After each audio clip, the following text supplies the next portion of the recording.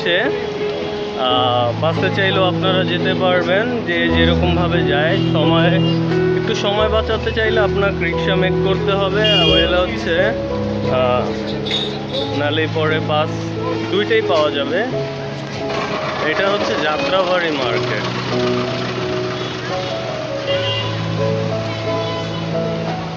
যে পরিমাণে রোদ পড়ছে,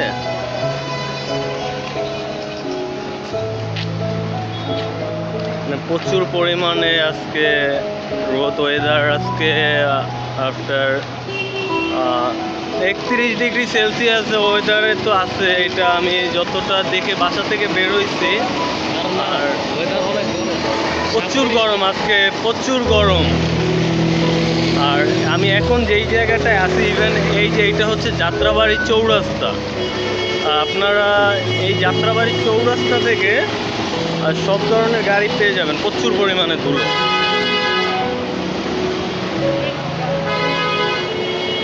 ভিডিও মেকে যে পরিমাণে জ্বালা। এখান থেকে আপনারা অত্র বাংলাদেশের সব জায়গার পরিবহনের গাড়িগুলো পেয়ে যাবেন। ওয়েল হচ্ছে লোকালে, যে আপনারা যেই কোনো জায়গায়, ঢাকার যেই কোনো জায়গায় যাবেন, এইখান থেকে কিন্তু সব গাড়িগুলোই পেয়ে যাবেন আপনারা। এটা হচ্ছে যাত্রাবাড়ি চৌরাস্তা। যদি দেখেন,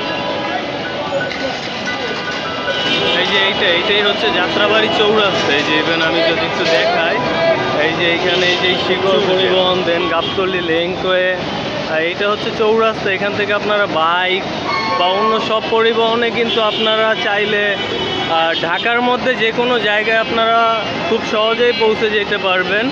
ইভেন আর ঢাকার বাহিরের সব গাড়িগুলো কিন্তু এই জায়গা থেকে ছাড়া হয়। এখন হচ্ছে যেহেতু রাস্তায় প্রচুর জ্যাম, আমরা যাত্রাবাড়ি থেকে এখন হায়দ্রাবাদ পর্যন্ত হেঁটেই যাব।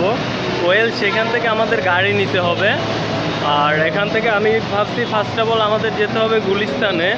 আর যেহেতু আমি আপনাদেরকে সবসময় দেখাই যে কিভাবে সবথেকে কম টাকার মধ্যে ঢাকার মধ্যে বা ঢাকার বাইরে ঘোরাঘুরি করতে পারেন, আর সেই ক্ষেত্রে আমরা আজকে বাসের জার্নিটাই করব। বাসে আমি দেখানোর চেষ্টা করব যে এইভাবে আপনারা অল্প টাকার মধ্যে কি করে যাবেন, কোথা দিয়ে কিভাবে গাড়ি তুলবেন, এইগুলো। দেন এখন আপনার গুলিস্তানে যেতে হলে আমাদের সায়দাবাদ থেকে বাসে উঠতে হবে। সেই বাসে জনপ্রতি ভাড়া পড়বে 10 টাকা। এই যে বাসগুলো যাচ্ছে সেইগুলোই হচ্ছে আপনি যেতে পারবেন। মানে ভাই, একটা